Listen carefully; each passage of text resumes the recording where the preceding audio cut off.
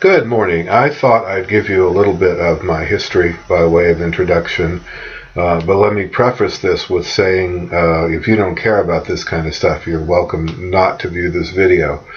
It's simply informational, and there's probably nothing you need to know, but some students want to know where their professors come from and why we're doing what we do.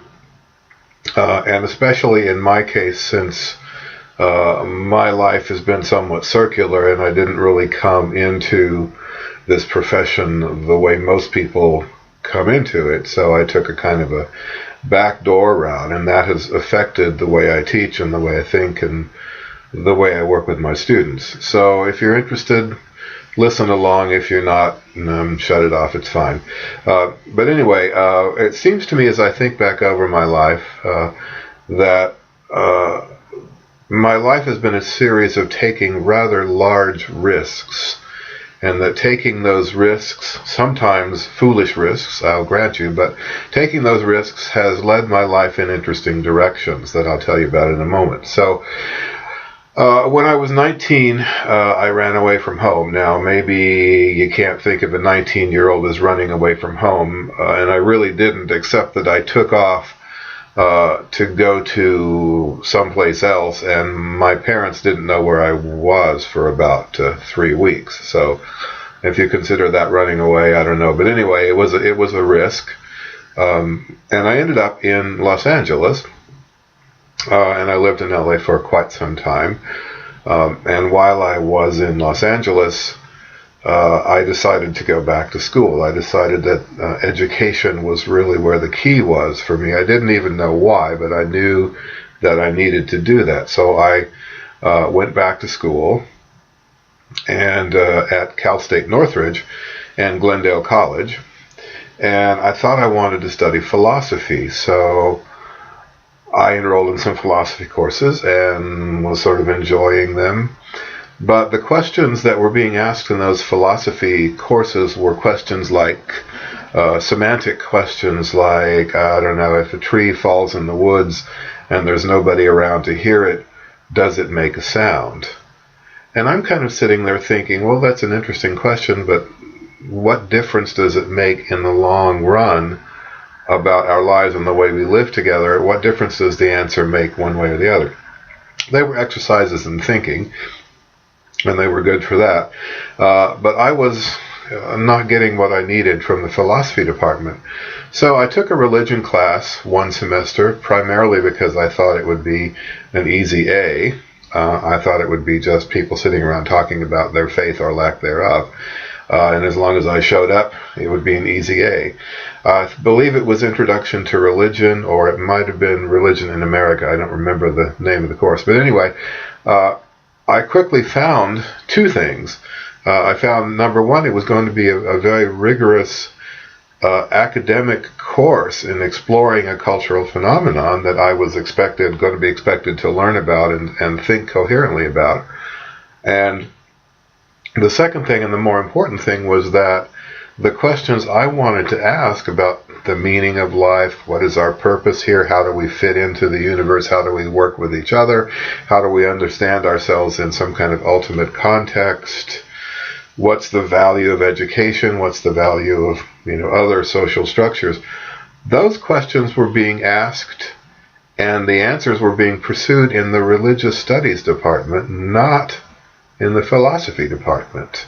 And that was eye-opening for me. So I changed my major to religious studies, got a degree, graduated fairly quickly, fairly honorably, and then I got a job. For a number of years, I just wanted to work and make money and have a good living and, live my life. So I got a job working as a lab tech in a hospital in Glendale, and I worked for 15 years or so, and I was content and happy, and I had a good life, and I had a house and a car and nice friends and everything, but there was this continually growing concern in my head that I hadn't really reached the place where I could work on those answers that I was interested in. And so, to make a long story short, I became increasingly concerned about the lack of ability of many of our fellow citizens to be able to think for themselves. I observed people, being led around like sheep and believing whatever they were told, and not examining things for truth or validity, but just believing what they were being told. And it became an increasing component of all the conversations I was having with my friends. And to make a long story short, one evening I had rather more martinis than I should have had at a party, and a good friend of mine challenged me to stop complaining about this phenomenon and to do something about it. And I thought really hard, once I sobered up, I went home and I thought really hard about it, and I thought, well, what can I do? I was about to turn 40 years old. I thought, I'm approaching middle age. What can I actually do with the talents I have? And the answer came quite clearly to me one night in the middle of the night, that I needed to go back to school and become a teacher. And a teacher of something that helped people learn to think and reason. Excuse me. So anyway, it became clear to me that I needed to get a degree in English and become an English teacher for a number of reasons. And so I found a little college in the Bay Area that would accept me. My academic credentials were not that good at the time, and I had some deficits to overcome. Not the least of which was my age. Anyway, I found a little private college in the Bay Area that was willing to work with me, but it required my pulling up stakes in LA and moving to the Bay Area. And because I was going to be a student, I was going to go back to being relatively poor, relatively just making ends meet. And as luck would have it, that was right around the time of the Northridge earthquake. And my house was pretty close to Northridge, and I didn't have a lot of significant damage, but the bottom dropped out of the real estate market, and I couldn't sell my house for what I had in it. And I tried for a year to sell my house and didn't even get any offers, and I tried to negotiate with the bank, and they weren't having it. And so finally, after a year, the real estate agent suggested to me, she said, you need to get on with your life. You need to just move on. And so I called the bank one more time, and they refused to talk to me. And I said, okay, you're going to get it back then. So one day I rented a U-Haul truck, and I loaded everything I could get into the U-Haul truck, and I left behind some very precious things that I've since much regretted leaving behind. But I put everything I could put on the truck, and I turned the key, and I drove away, and I never looked back. So that was the second great risk. Giving the house back to the bank, quitting my job, moving away from my friends, a big risk. And as it turned out, it was the right thing to do. I didn't know that at the time, but it was the right thing to do. So, again, long story short, I finished up a master's degree in English. And I graduated this time because I had a specific goal, and I knew what I was doing, and I knew what I was after. I graduated summa cum laude, which is with highest honors, which I was really proud of because I hadn't been a real good student at Northridge.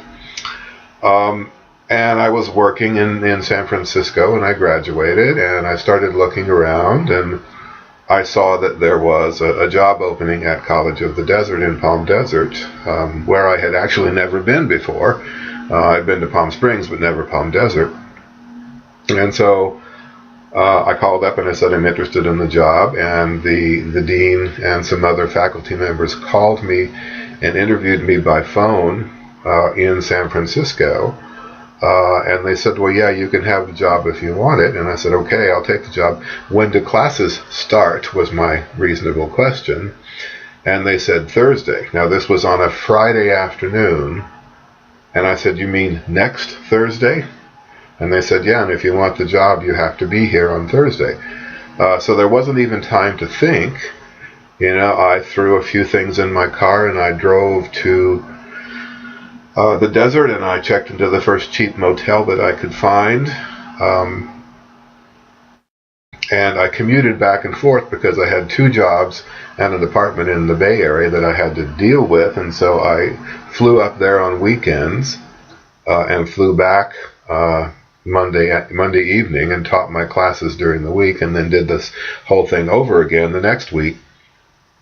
Thank goodness Alaska Airlines had a real decent round-trip fare between Palm Springs and San Francisco. So I did that for a month, but again, a huge risk. Didn't know how it would go, didn't know how it would work out, just cut the ties and went. Well, as it turned out, it worked out beautifully. I had a wonderful career at COD. I loved the Coachella Valley. I loved living there, and I was at COD for almost 20 years. And then, being sort of at the other end of my life, the other side of the middle, I began to think about retiring at some point. And as it happened, the college came out with a very good early retirement plan. And I had been thinking maybe 5 years out, or at least 3 years out, but what they offered was so good I would have been a fool not to take advantage of it. So I took it and I retired. This is now 3 years ago. And although I loved the Coachella Valley and loved living in the area and loved the people and loved my students and loved COD, I just was very happy there. It just seemed like I had one more adventure left. So my partner and I moved back to Bloomington, Indiana, which is where the university is and where much of my family still is.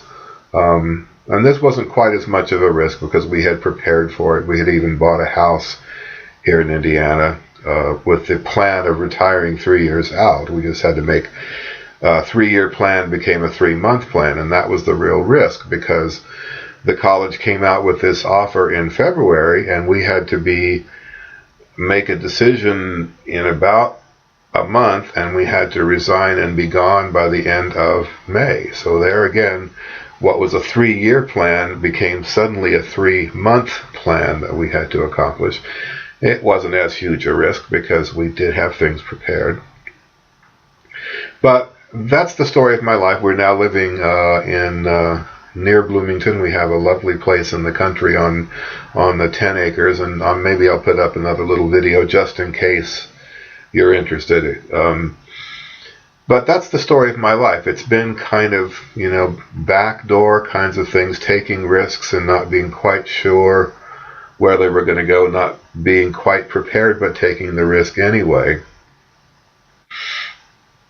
And that affects, the reason I'm telling you all of that is because that affects, I believe, my approach to my work and my teaching, and obviously I'm still teaching for COD, or I wouldn't be talking to you.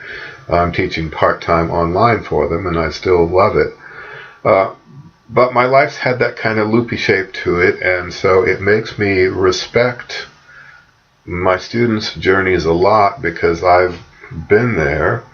It also makes me respect risk-taking a lot because I've been there. And I think the way I approach my teaching, and we'll talk about this some more, is different from some of my colleagues. Not that it's better, it's just different in the way I teach and what I expect from my students, and the insights I try to help my students establish are based upon my life experience as much as they're based upon my training and expertise as a teacher. And I've been in this business a long time now, so I've got a lot of that too. So that's the story of my life. If you've listened this far, you know as much about me as any of my students do. And I would now invite you to get into this forum and tell us something about your journey. Don't just tell us where you were born and where you went to high school. Tell us something about how you got to be the person and place you are. Okay, I'm very much looking forward to working with all of you over the next 16 weeks, and I hope we all have an absolutely terrific semester. Bye-bye.